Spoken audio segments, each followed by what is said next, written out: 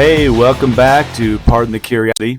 It's June 19th, otherwise known today as Juneteenth, the day many celebrate the true end of slavery in America. But before we let modern politicians hijack the meaning, let's rewind the tape and get honest about what actually happened. Slavery didn't end through kindness or conscience. It ended through blood, battle, and Republican resolve. The Emancipation Proclamation? Well, that came from President Abraham Lincoln, a Republican, on January 1st, 1863. In the middle of a civil war he was fighting to save the Union and to end the brutal practice of human bondage. It was the Republican Party, the anti-slavery party, that passed the 13th Amendment. It was Republicans who fought to ensure citizenship and voting rights through the 14th and 15th Amendments. And it was Republicans who elevated the first black senators and congressmen during Reconstruction. Meanwhile, the Democratic Party was fighting for the Confederacy, forming the KKK and writing segregation into law. That's not spin, that's the record.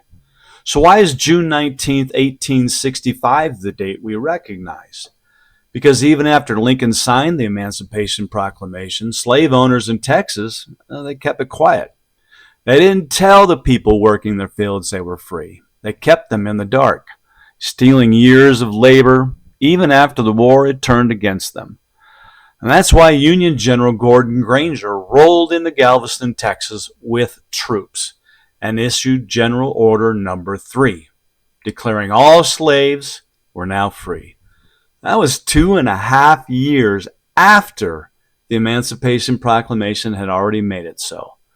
So let's be real. Granger didn't show up with party hats. Nope, he came with armed soldiers because the Democrat-controlled South wasn't letting go of slavery willingly. Juneteenth wasn't a celebration by the landowners. It was a correction, a forced reckoning.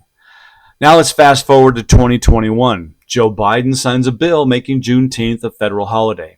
Corporate America jumps on board, hashtags, trends, companies push Juneteenth sales, and politicians pose in kente cloth. But let's ask the obvious. What changed? Because Juneteenth wasn't new. Black Americans have been honoring this day for generations without Congress, without corporations, without performative gestures. What changed was the politics. The Democrat Party needed a win. After years of failed promises and social unrest, this was a low-cost, high-praise move. It didn't fix anything, but it looked good on a press release. So they gave the black community a holiday instead of school choice, safe neighborhood, strong family incentives, or economic opportunity. You see, Democrats love symbols as long as they don't have to change systems. They'll rename schools, paint slogans on pavement, and host diversity trainings, but ask them to support real solutions like better schools, two-parent homes, job creation, or Second Amendment rights in high-crime areas. Crickets. Juneteenth in their hands becomes a branding exercise, a Band-Aid where a blueprint is needed, a substitute for real empowerment. It's like they traded chains for dependence and expected applause for it. So yeah, today's honor Juneteenth. Remember the struggle. Celebrate the courage of those who waited far too long to be told they were free. And then build lives in a country that wasn't exactly welcoming. But let's be honest, the same politicians who slap hashtags on holidays are often the ones keeping people trapped in broken systems. You can't honor emancipation while pushing economic dependency.